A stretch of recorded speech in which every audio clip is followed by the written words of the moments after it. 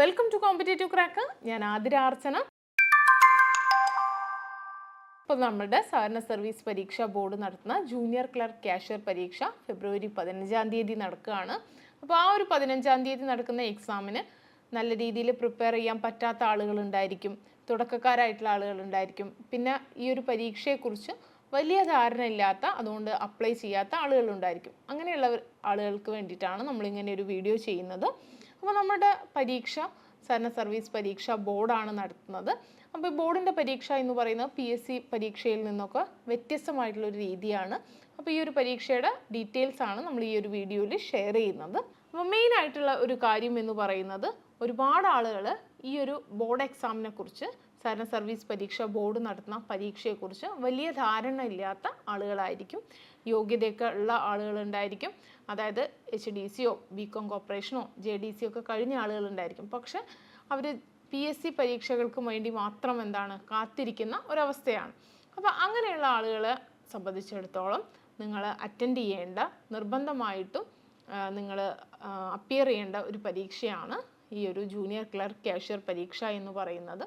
അപ്പോൾ പല ആളുകളും, ഉദ്യോഗാർത്ഥികളും നമ്മളോട് പറയുന്നത് ഇതിൻ്റെ സിലബസിനെ കുറിച്ചൊന്നും ധാരണയില്ലാത്തതാണ് അവർ ഈ ഒരു പരീക്ഷയ്ക്ക് അപ്ലൈ ചെയ്യാൻ വേണ്ടിയിട്ട് പ്രേരിപ്പിക്കാത്തത്, അല്ലെങ്കിൽ സിലബസിനെ കുറിച്ചുള്ളൊരു അവയർനെസ് ഇല്ലായ്മയാണ് അവർ ഈ ഒരു പരീക്ഷ എഴുതാത്തതിൻ്റെ മെയിനായിട്ടുള്ള കാരണം എന്നുള്ളത്.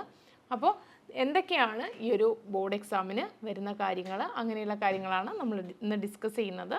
നമുക്കറിയാം, നമ്മളുടെ CSEBയുടെ ജൂനിയർ ക്ലർക്ക് കാഷ്യർ പരീക്ഷയ്ക്ക് മെയിനായിട്ടുള്ള CSEB വിജ്ഞാപനം ചെയ്തിട്ടുള്ള സിലബസാണ് താഴെ കൊടുത്തിട്ടുള്ളത്. ഇതിൽ മെയിനായിട്ട് ഇംഗ്ലീഷ് ഉണ്ട്, ജനറൽ നോളേജ് ഉണ്ട്, ടെസ്റ്റ് ഓഫ് റീസണിങ് ഉണ്ട്, സാധാരണ നിയമങ്ങളും ചട്ടങ്ങളും, അക്കൗണ്ടിങ്, ബാങ്കിങ്, സാധാരണ പ്രിൻസിപ്പൾസ് ആൻഡ് പ്രാക്ടീസ്, അങ്ങനെ 160 ചോദ്യങ്ങളാണ് ഈ ഒരു ഏരിയയിൽ ഉള്ളത്.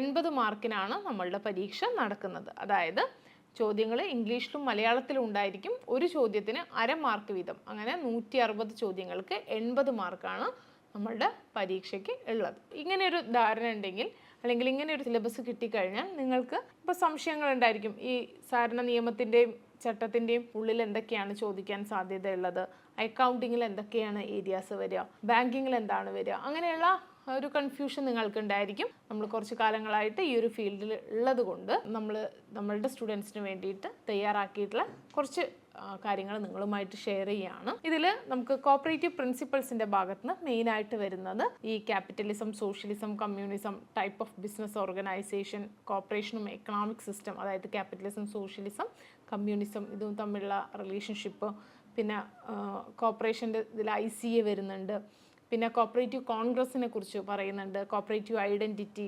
പ്രിൻസിപ്പൾസ്, വാല്യൂസ്, കോപ്പറേറ്റീവ് ഫ്ലാഗ്, പിന്നെ സഹകരണ സ്ഥാപനങ്ങളെ കുറിച്ചിട്ട്. സഹകരണ സ്ഥാപനങ്ങൾ ഇമ്പോർട്ടൻ്റ് ആണ്. എല്ലാ സഹകരണ സ്ഥാപനങ്ങളും, അതായത് നാഷണൽ ലെവലിലും ഇൻ്റർനാഷണൽ ലെവലിലൊക്കെയുള്ള സഹകരണ സ്ഥാപനങ്ങൾ, അതിൻ്റെ ഹെഡ് ക്വാർട്ടേഴ്സ്, അതൊക്കെ ഇമ്പോർട്ടൻ്റ് ആയിട്ട് പഠിക്കേണ്ടതാണ്. പിന്നെ കോപ്പറേറ്റീവ് സൊസൈറ്റീസിനെ ക്ലാസിഫൈ ചെയ്യേണ്ടതായിട്ടുണ്ട്, ക്ലാസിഫിക്കേഷൻ അത് പഠിക്കാൻ ഉള്ളതാണ്. പിന്നെ അതുപോലെ തന്നെ നമ്മുടെ ഇൻസ്റ്റിറ്റ്യൂഷൻസ്, ഇതാണ് കോപ്പറേഷൻ്റെ പാർട്ടിന് പഠിക്കേണ്ട മെയിനായിട്ടുള്ള കാര്യങ്ങൾ എന്ന് പറയുന്നത്. പിന്നെ കോപ്പറേറ്റീവ് ലോൻ്റെ പാർട്ട് നമുക്ക് ലോ മെയിനായിട്ട് 1969 ആക്ട് പഠിക്കുന്നതിന് മുന്നേ തന്നെ നമുക്ക് 1904, 12, പിന്നെ 1990 കോപ്പറേഷൻ ഒരു സ്റ്റേറ്റ് സബ്ജക്റ്റ് ആക്കി മാറ്റിയതിൻ്റെ ആ ഒരു കാര്യങ്ങൾ, 1942, 84 2002 multi state cooperative societies act, പിന്നെ അതുപോലെ തന്നെ ബ്രഹ്മപ്രകാശ് കമ്മിറ്റിയുടെ ആ ഒരു ഇതുമായിട്ട് ബന്ധപ്പെട്ടിട്ടുള്ള ആക്ട്, കൊച്ചിൻ സൊസൈറ്റീസിന് act, Madras cooperative societies act, ഈ കാര്യങ്ങളൊക്കെ നിങ്ങൾക്ക് ലോൻ്റെ പാർട്ടിന് ഇമ്പോർട്ടൻ്റ് ആയിട്ട് KCS ആക്ട് ആൻഡ് റൂള് പഠിക്കുന്നതിന് മുന്നേ ഇമ്പോർട്ടൻ്റ് ആയിട്ട് പഠിക്കേണ്ട കാര്യങ്ങളാണ്. അപ്പോൾ നമ്മുടെ ഈ ഒരു ബിഗിനേഴ്സ് ബാച്ചിൽ നമ്മൾ ഫസ്റ്റ് മുതൽ, അതായത് നിങ്ങൾ HDCക്കും അതുപോലെ തന്നെ BCom കോർപ്പറേഷനിലൊക്കെ നിങ്ങൾ ഈ സബ്ജക്റ്റുകളൊക്കെ പഠിച്ചിട്ടുണ്ടായിരിക്കും. പക്ഷേ ഒരു കോമ്പറ്റേറ്റീവ് എക്സാം പോയിന്റ് ഓഫ് വ്യൂവിൽ നിങ്ങൾ എങ്ങനെ ഈ ഒരു ഓരോ ഏരിയാസും ഡീൽ ചെയ്യണം, ഓരോ കണ്ടൻറ്റും എങ്ങനെ ഒരു MCQ ക്വസ്റ്റിന് അറ്റൻഡ് ചെയ്യുന്ന രീതിയിൽ നിങ്ങൾക്ക് പഠിച്ചെടുക്കണം, അങ്ങനെയുള്ള രീതിയിലൊക്കെ നിങ്ങളെ അസിസ്റ്റ് ചെയ്യാനാണ് നമ്മൾ ഈ ഒരു ബിഗിനേഴ്സ് ബാച്ച് ആരംഭിച്ചിട്ടുള്ളത്. ബാച്ചിൻ്റെ പ്രത്യേകത എന്ന് പറയുന്നത് സിലബസ് ബേസ്ഡ് ആയിട്ടുള്ള റെക്കോർഡഡ് ക്ലാസ്സസ് അവൈലബിൾ ആണ്. ലൈവ് സെഷൻസ് ഉണ്ട്, എല്ലാ സബ്ജക്റ്റിനും ലൈവ് സെഷൻസ് ഉണ്ട്, മോഡൽ എക്സാംസ് പ്രൊവൈഡ് ചെയ്യുന്നുണ്ട്, സ്പെഷ്യൽ മെൻറ്റർഷിപ്പ് പ്രോഗ്രാംസ് ഉണ്ട്. പിന്നെ നിങ്ങളുടെ ഡൗട്ടുകളൊക്കെ നിങ്ങൾക്ക് ക്ലിയർ ചെയ്യാം. സ്റ്റഡി മെറ്റീരിയൽസ് ഒക്കെ അവൈലബിൾ ആണ്. അപ്പോൾ പെട്ടെന്ന് ജോയിൻ ചെയ്യുക. പിന്നെ നമുക്ക് നേരത്തെ പറഞ്ഞ പോലെ ട്രാവൻകൂർ സൊസൈറ്റീസ് ആക്ട്, പിന്നെ KCS ആക്ടിന് 110 സെക്ഷനും 201 റൂളും അമെൻമെൻറ്റും കൂടി പഠിക്കാനുണ്ട്. പിന്നെ അക്കൗണ്ടിങ് ഉണ്ട്. അക്കൗണ്ടിങ്ങിൽ ജേണൽ, അക്കൗണ്ടിങ് സ്റ്റാൻഡേർഡ്, ലെഡ്ജർ, ഇങ്ങനെയുള്ള കാര്യങ്ങൾ, റിസർവ്സ്, പിന്നെ കോസ്റ്റ് അക്കൗണ്ടിങ് പഠിക്കാനുണ്ട്, മാനേജ്മെൻറ്റ് അക്കൗണ്ടിങ് പഠിക്കാനുണ്ട്.